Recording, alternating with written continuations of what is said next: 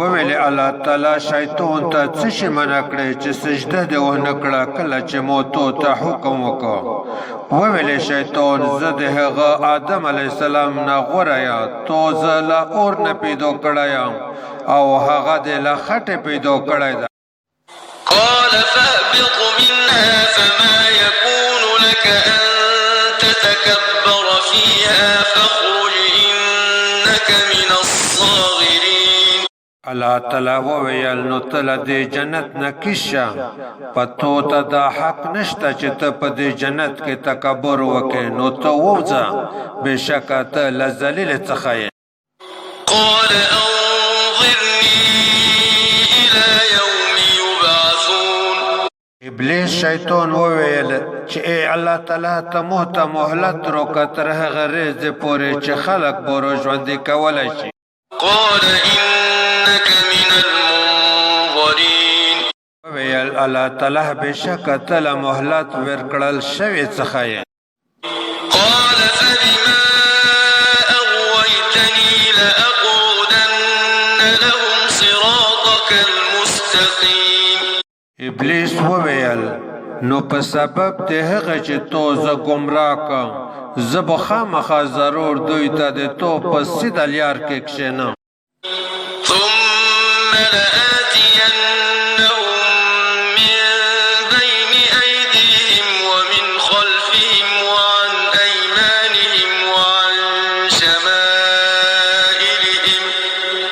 ولا تجد أكثرهم شاكرين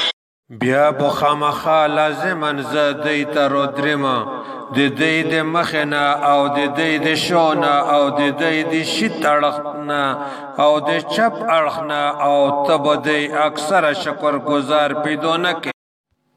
قال اخرج منها مذءوما مدحورا لمن تبعك منهم لأملأن جهنم منكم أجمعين وویل الله تعالی ووځه ته له دې ځای نه ذلیله او رټل شوی یقینا په دې کې چې چا د تو پیروي وکړه نو خامخا لازما به زه له تو سې ټولې نه جهنم ډکوم ويا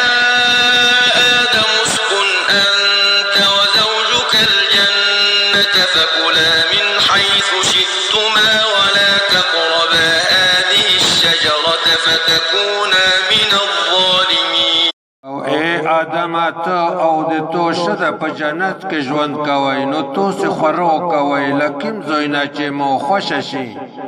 او دې ونې ته مه نږدې کېږئ قصدا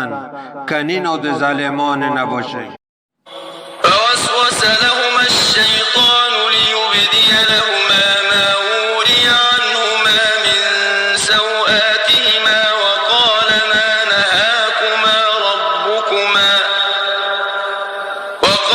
ما نهاكما ربكما عن هذه الشجرة إلا أن تكونا ملكين أو تكونا من الخالدين نو دوی دواړه ته شیطان وسوسه وچوله د دې دپاره چې هغه شیطان دوی دواړه ته هغه څه ورښکاره کړي چې له دوی نه پټ وي چې د دوی د شرم ځایونه دي او ورته ویل توسې دواړه د توسې رب له دې ونې نه یې منع کړې مګر د دې وجې چې توسې دواړه به ملایک شئ یا به شئ تل پوتې کېدونکي په جنت کې وقاسمهما إني لكما لمن الناصحين او هغه دواړه ته یې پوخ قسم وخوړ چې بېشکه زه توسې دپاره یقینا د خیر خواهی کوونکي څخه یم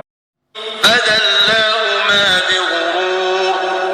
فلما ذاقا الشجرة بدت لهما سوآتهما وطفقا يخصفان عليهما من